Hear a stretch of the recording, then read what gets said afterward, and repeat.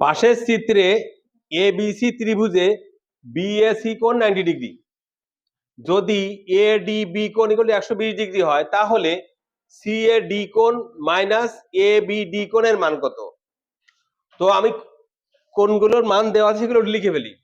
পাশের চিত্রে ABC ত্রিভুজে BAD কোণ হয়, বিএডি কোণ এই যে বিএসি কোণ, সরি বিএসি কোণ ইকুয়াল টু 90 ডিগ্রি। এই কোণটা 90 ডিগ্রি এটা।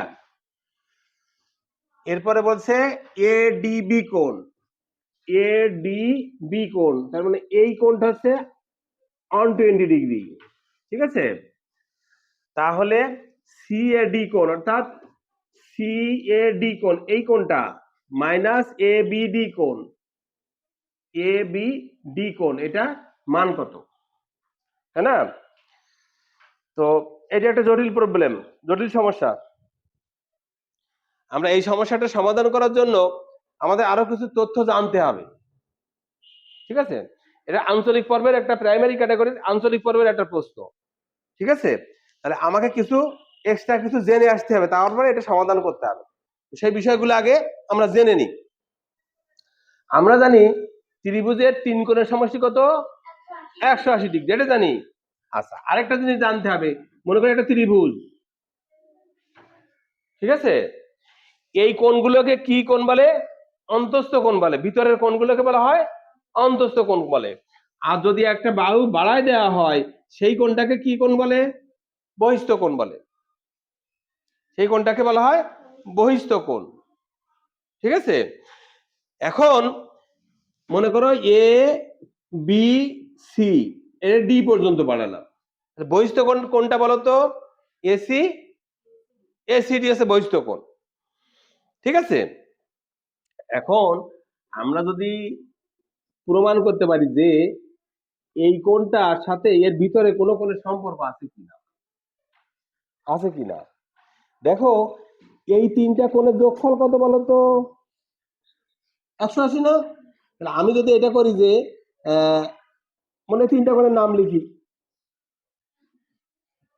এ কোণ যোগ বি কোণ যোগ সি কোণ সমান 180 লিখতে পারি কিনা? পারি।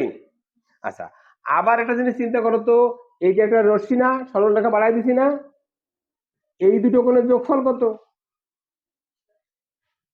180 না? এটা কি কোণ?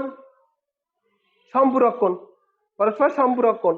তাহলে আমি লিখতে পারি সি কোণ প্লাস এসিডি কোণ, এসিডি কোণ সমান 180 ডিগ্রি লিখতে পারি, কে পারি কি না?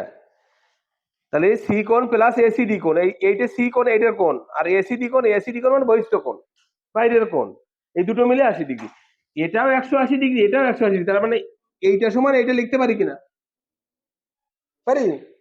তার মানে আমি লিখতে পারি, এটা লিখতে পারি, দেখো সি কোণ প্লাস এসি ডি কোণ সমান এ কোণ যোগ বি কোণ যোগ সি কোণ।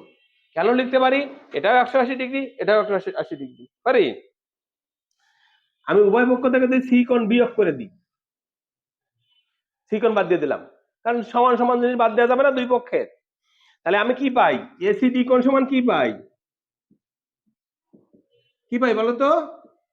এ কোণ যোগ বি কোণ। তার মানে আমি এই কোণটা, এই কোণ আর এই কোণের যোগফলের সমান পাবো, বুঝছো?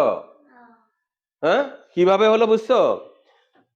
আবার দেখো এই ত্রিভুজের তিন কোণের সমষ্টি হচ্ছে 180 ডিগ্রি, আবার এই দুটোর যোগফল হচ্ছে 180 ডিগ্রি, কারণ এরা হচ্ছে একই সরল রেখা অবস্থিত দুইটি সন্নিহিত কোণ, তাই তো? এটাও 180 ডিগ্রি, তাহলে এইটা আর এটা সমান, আমি এইটা সমান এটা লিখেছি, এই বাম পক্ষ সমান এর বাম পক্ষ লিখেছি, ডান পক্ষ যদি সমান, তার মানে এসি ডি কোণ মানে এই বহিস্থ কোণ পেয়েছি, এ কোণ আর বি কোণের যোগফলের সমান। এটাকে বলা হয় ত্রিভুজের এক বাহুকে বর্ধিত করলে যে বহিস্থ কোণ উৎপন্ন হয় তা অন্তস্থ বিপরীত কোণদ্বয়ের সমষ্টির সমান। অন্তস্থ কোণ এইটা, অন্তস্থ বিপরীত কোণ এই দুটা, এই কোণের অন্তস্থ কোণ এইটা, আর এর অন্তস্থ বিপরীত কোণ হচ্ছে এ কোণ আর বি কোণ, ঠিক আছে? এই জিনিসটা আমার এই অঙ্কের ক্ষেত্রে লাগবে। ক্লিয়ার? আচ্ছা, এবার সমস্যাটি সমাধান করি। বুঝছি?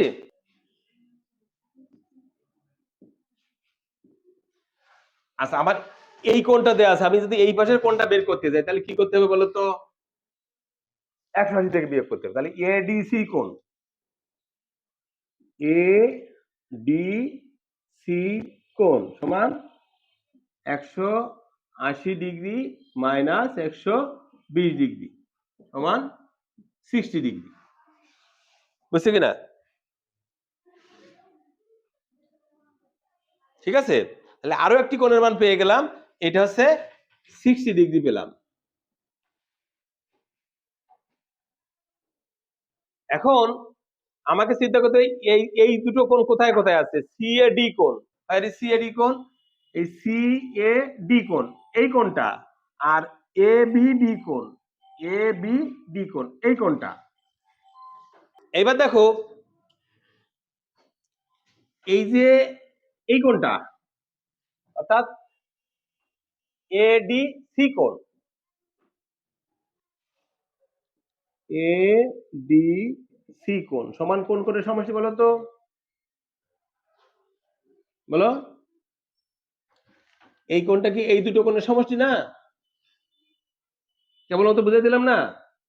বি এ ডি কোণ, বি এ ডি কোণ যোগ এ বি ডি কোণ, এ বি ডি কোণ।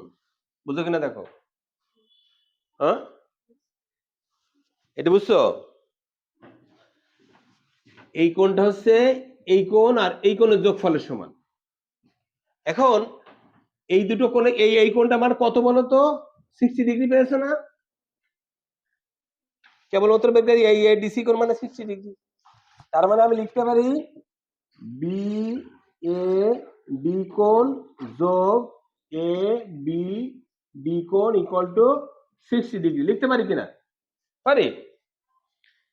এবার চিন্তা করো বি এ ডি কোণ, এই বি এ ডি কোণ এই কোণটা কিভাবে লেখা যায়? বি এ সি কোণ থেকে ডি এ সি কোণ বাদ দিয়ে লেখা যায়। বুঝো কিনা দেখো? এই যে কোণটা আছে না, এই কোণটা আমি এই সম্পূর্ণ কোণ থেকে যদি এই কোণটাকে বাদ দিই তাই লেখা যায়।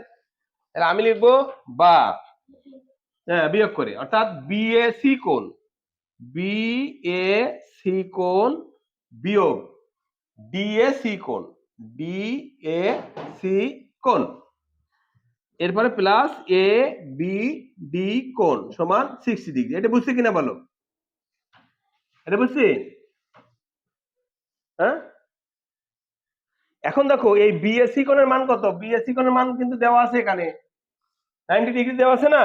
তাহলে আমি 90 ডিগ্রি লিখতে পারি বা 90 ডিগ্রি মাইনাস ডিএসি কোণ, ডিএসি কোণ প্লাস এ বি ডি কোণ ইকুয়াল টু 60 ডিগ্রি। বুঝছে কিনা? হ্যাঁ, কারণ কি এটার মান দেওয়া আছে তো, এখানে লিখে দাও, যেহেতু বি এ সি কোণ ইকুয়াল টু 90 ডিগ্রি। এখন যদি তুমি সাইড চেঞ্জ করো তাহলে কি হয় বলো তো? বা আমি ওইটা এদিকে নিয়ে আসি, 90 degree minus 60 degree equal two, এটা ওদিকে নিয়ে যাও, তাহলে মাইনাস আছে প্লাস হয়ে যাবে, ডি এ সি কোণ মাইনাস এ বি ডি কোণ। বুঝছো কিনা? সাইড চেঞ্জ করেছি, জাস্ট সাইড চেঞ্জ করেছি, এই 60 ডিগ্রি এখানে নিয়ে এসেছি আর এটা ওদিকে নিয়ে গেছি, এটা মাইনাস ছিল এটা প্লাস হয়েছে, এটা প্লাস ছিল এটা মাইনাস হয়ে গেছে। ওকে, বা এটা বিয়োগ করলে কত হয়? 30 degree equal to D A C কোণ মাইনাস এ বি ডি কোণ। এই দেখো এইটা এটা শেপটা কি আছে, এই ডিএসি কোণ আর সিএডি কোণ তো একই, আমার লেখার সময় একটু চেঞ্জ হয়ে গেছে না? অতএব আমি লিখতে পারি, অতএব এই সি এ ডি কোণ এখানে লেখো সি এ ডি কোণ মাইনাস এ বি বি কোণ ইকুয়াল টু 30°। ঠিক আছে, তাহলে বুঝছি আমরা অ্যান্সারটা কিভাবে আসছে, বুঝছি? ঠিক আছে, ওকে।